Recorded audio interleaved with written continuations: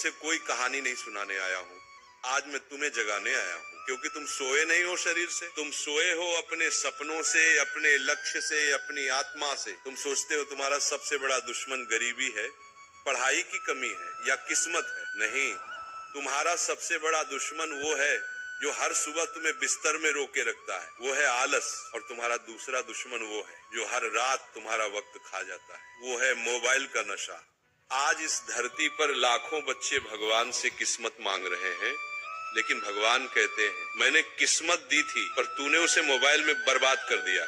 याद रखो, जो मोबाइल तुम्हारे सपनों तक पहुंचने का जरिया था, वही आज तुम्हारे सपनों का कब्रिस्तान बन चुका है। तुम्हारा एक 5 मिनट और तुम्हारी जिंदगी के 5 साल छीन लेता है। और वो आलस जो तुम्हें कहता है कल से करूंगा, वो तुम्हें उस मोड़ पर छोड़ देगा जहां कल कभी आता ही नहीं। सफलता और असफलता में फर्क बहुत छोटा है। सफल इंसान वही है जिसने अपने अंदर के आलसी राक्षस को मार दिया। असफल वही है जिसने उसे दोस्त बना लिया। आज मैं तुम्हें 3 ऐसे दिव्य सूत्र बताने वाला हूँ, 3 ऐसे ब्रह्मास्त्र जो अगर तुमने आज से अमल में लाए तो न सिर्फ तुम्हारा आलस मरेगा, बल्कि तुम्हारा मोबाइल तुम्हारा सेवक बन जाएगा, मालिक नहीं।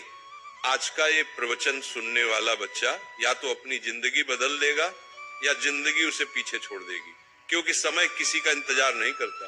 पहला सूत्र, मन का स्वामी बनो, दास नहीं। मोबाइल बुरा नहीं है, लेकिन जब तुम उसके गुलाम बन जाते हो तब विनाश शुरू होता है। मोबाइल तो एक औजार है, पर जब औजार इंसान को चलाने लगे तो समझो विनाश निश्चित है। तुम कहते हो थोड़ा रिलैक्स करने के लिए खोलता हूँ, और फिर देखते देखते 2 घंटे निकल जाते हैं, तुम्हें पता भी नहीं चलता, और तुम्हारा ध्यान, तुम्हारी ऊर्जा, तुम्हारा समय सब उस स्क्रीन के भीतर कैद हो जाता है। सच्चाई सुनो, मोबाइल ने तुम्हें आलसी नहीं बनाया, बल्कि तुम्हारे मन की कमजोरी ने तुम्हें मोबाइल का गुलाम बना दिया।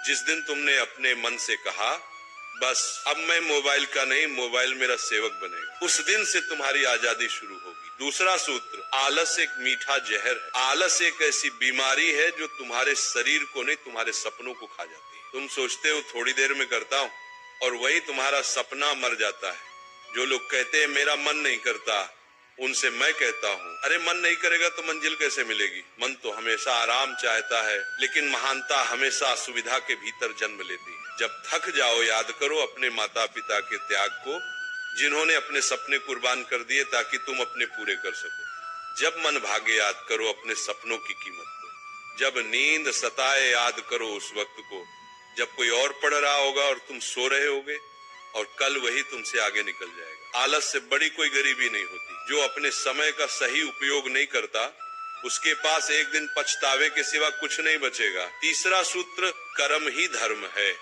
बच्चों, अगर तुम सच में बदलना चाहते हो तो रोज सुबह उठकर सिर्फ एक संकल्प लो, आज का दिन मैं अपनी मंजिल के नाम कर दूंगा।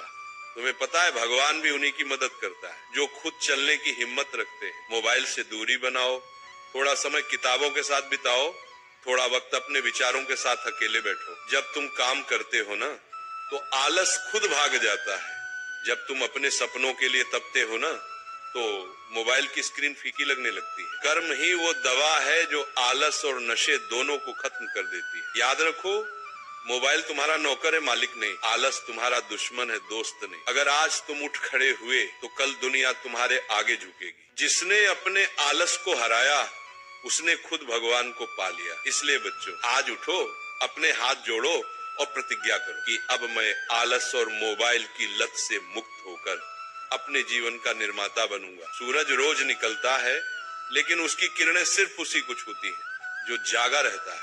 अब ये तय करो, क्या तुम उठने वालों में हो या सोए रहने वालों में?